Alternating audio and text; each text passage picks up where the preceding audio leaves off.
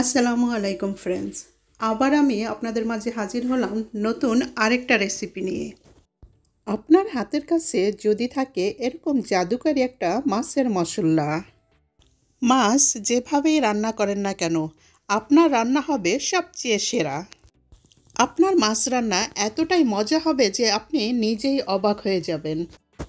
চলুন দেখে নেই এই মশলার পুরো রেসিপি।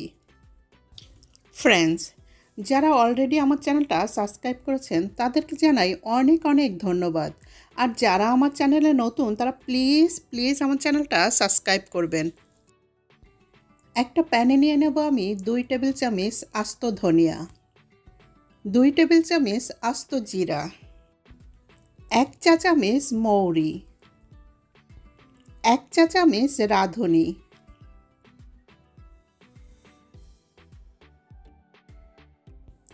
হাফ চা চামচ কালো জিরা, হাফ চা চামচ মেথি। সবশেষে আমি নিয়ে নেব 2 টেবিল চামচ পরিমাণ চাল। যেই চাল দিয়ে আমরা ভাত রান্না করে খাই সেই চাল নিলেই হবে। তাছাড়া যদি আপনারা পোলাও চাল নিতে চান তাহলে পোলাও চালও নিতে পারবেন। এই চাল দেওয়ার কারণে চালের যে একটা ভাজা ফ্লেভার আসবে সেটা কিন্তু দারুণ লাগবে। এখন আমি চুলার জাল লোতে রেখে এই মশলাটা 4 থেকে 5 মিনিট ভেজে নেব। আর এই মশলা ভাজার সময় চুলার জাল কিন্তু লোতে রাখতে হবে, তা না হলে পুড়ে যাবে। মশলাটা ভাজতে ভাজতে দেখবেন খুব সুন্দর একটা ঘ্রাণ বের হবে। ভাজা হয়ে গেলে মশলাটা নামিয়ে ঠান্ডা করে নিতে হবে। ঠান্ডা করে তারপরে আমি ব্লেন্ডারে গুঁড়ো করে নেব। আপনারা চাইলে পাটায়ও গুঁড়ো করে নিতে পারেন।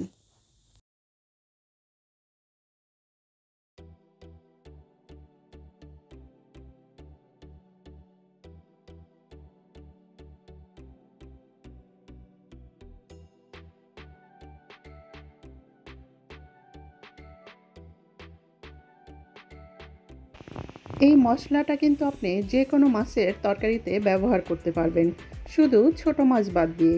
বড় যে কোনো মাছেই আপনি ভুনা হোক ঝোল হোক সব মাছেই আপনি ব্যবহার করতে পারবেন।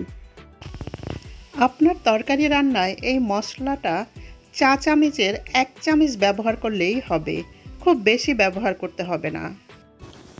এই মশলা এরকম পটে রেখে আপনি ব্যবহার করতে পারবেন 5 থেকে 6 মাস। ফ্রেন্ডস, আমার এই মশলাটা কেমন হলো আমাকে কমেন্ট করে জানাবেন। আর প্লিজ আমার চ্যানেলটা সাবস্ক্রাইব করবেন। সবাই ভালো থাকবেন, সুস্থ থাকবেন। আল্লাহ হাফেজ।